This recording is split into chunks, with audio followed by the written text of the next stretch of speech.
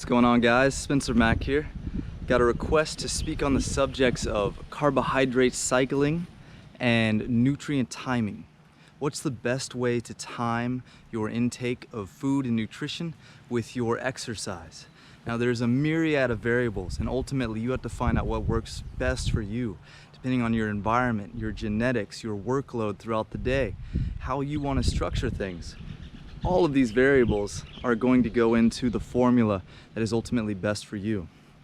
Currently, I've been on a zero carb diet, carnivore, for 6-7 months now. About a month and a half ago, I started experimenting with adding carbohydrates. My preferred carbohydrates are starches along the lines of sweet potato, breadfruit, and kalo. The last two are tropical staple foods. Now, I train twice a day and I've been eating twice a day, and that's been working best for me. My first meal is between 8 and 10, my second meal is between 6 and 8, and I tend to train before I eat in the morning and before I eat in the evening.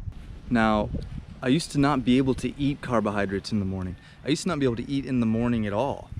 I remember when I was on the almond protocol, I tried just eating my main meal in the morning, and it basically made me useless for the day. So I thought I was just better off not eating. However, it seems that either what's happened to my digestion, perhaps the fire's been restored, or because I can handle animal products better, I actually benefit when I consume food in the morning. I'm more productive, I can train harder, I get more done. It makes it easier for me to calorie restrict when I have two smaller meals, 9 to 12 hours apart, than if I'm trying to eat everything at once. So that's been working good for me. So I'll have a light training session, like a cardio, skill, some kickboxing, some range of motion, and then I'll have like a heavy, more like lifting, intensive training session. I tend to do the heavy session in the evening. Your body's more awake then, just naturally you are stronger later in the day. So I try to put more of the weight on at that time of day. I time my carbohydrates in the morning. That's based on some stuff that I've read about the circadian rhythm and how the combination of protein and carbs gives the strongest signal to the circadian rhythm to reset, basically, to begin your day. And I do find sometimes when I consume carbs in the evening, I don't sleep as well. So I wake up, go on a walk, that's how I like to warm up, do some training, whether it's cardio, whether I'm hitting weights, body weight exercise, and then go hit some food. Like I said, I've been doing some potato or breadfruit, which I'll show you guys a breadfruit in a minute, and some beef. It's super easy. Takes like 5 minutes to make. And I've been, for myself, making sure I don't go over my body weight in grams of protein. I notice when I do in a day, I sleep more. It slows me down. So I have about 80 grams in the morning, 80 grams in the evening, a little under that. I do best 80 to 120 grams of carbs, normally closer to 80 just because they're really filling. It's a lot of food, especially when you combine it with some meat. I used to not be into the food combining of meat and carbs, but my body handles it very well. I don't have any kind of digestive issues, and I run on it really well through the day. Now, I also have a very active job. I work on a farm, so I use my body a lot throughout the day. So this is another reason why it's good for me, I believe, to consume carbohydrates. I'm a very active person. If you're not moving a lot, it's easier to get away with a ketogenic diet. You may just find yourself better off avoiding the carbs. You could try cycling the carbs, 1 or 2 carbohydrate meals a week. Or you could try cycling ketogenic periods of time, 2 to 3 days a week. I think it's just valuable to make sure our metabolism stays flexible. Every once in a while, hit a longer period of fast. Every once in a while, hit higher carbs. Every once in a while, stay away from carbs for a while. All around your fundamental formula you've found has worked best for you. So I've found I'm naturally able to calorically restrict doing this, and my morning meal tends to be my bigger one because then I sleep better in the evening on less food. The morning meal come to around 1,000 calories. Evening meal is around 800.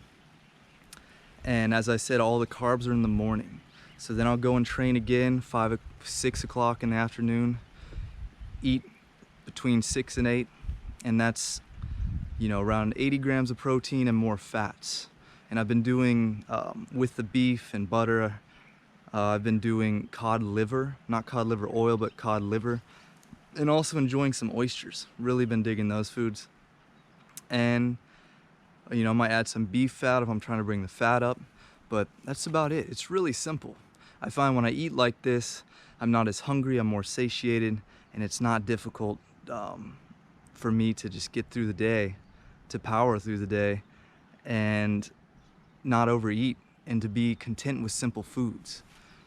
When I eat a little earlier, I definitely do sleep better. I've been waking up earlier, around 4 or 5 naturally, and that feels really good. That just makes everything so much better when I have that period of time in the morning for myself to set my mind straight. So that's how I've been using it. Now, from time to time, I am experimenting with more supplemental additions like whey protein and dextrose.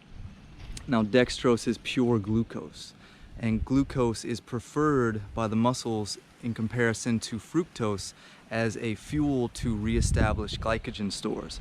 So taking glucose and a protein immediately after training is one of the fastest ways to regenerate your glycogen stores.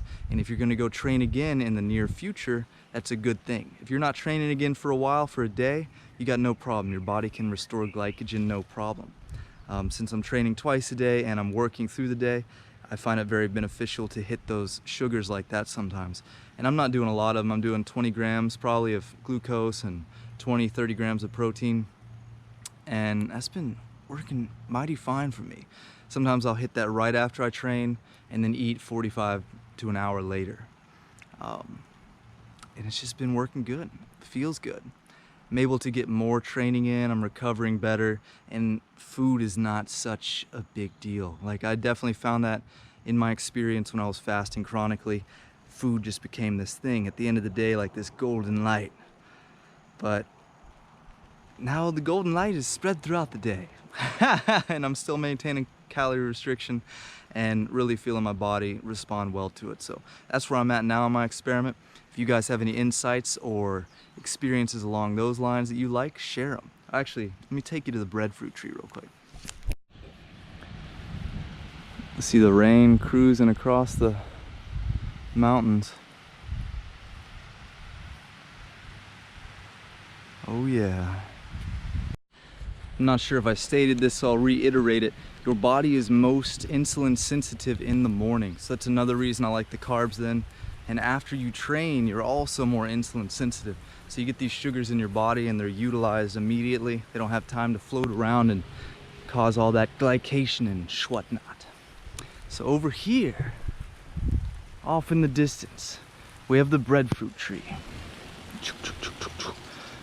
They say in Hawaii, when a child is born, you plant a breadfruit tree and a coconut tree, and it will have food. The child will have food for its life.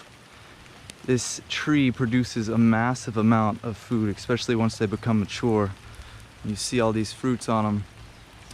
These are basically like giant potatoes. Some of these guys are actually pretty small right now. But they grow up and get to be, boom, bigger than my head, which is quite large. Okay. So what you can do with these is you pick them before they're fully ripe. You'll start to see the little white sap on the outside. You pick them, throw them into a pressure cooker, and pressure cook them 15 psi for like 30 minutes. And it's just like a giant baked potato. You can also let them get overly ripe and it gets into more of a custard and it's more of a dessert, or you can use it for waffles and pancakes. It's pretty good. So that's nice. It's been refreshing adding in other foods to my diet. Like I said, kalo is another staple. It's kind of like a sweet potato, just more better, you know. And so I've been enjoying that. So that is my current experiment with the carbohydrates, with the nutrition and the training. As I said, if this brought up any questions or insights you care to share, please ask and post. And as always, share, subscribe, hit the notification. Share this with anybody who you think finds it valuable. It really helps the channel. Really appreciate you guys. And I'll see y'all in the next one. Lots of love. Peace.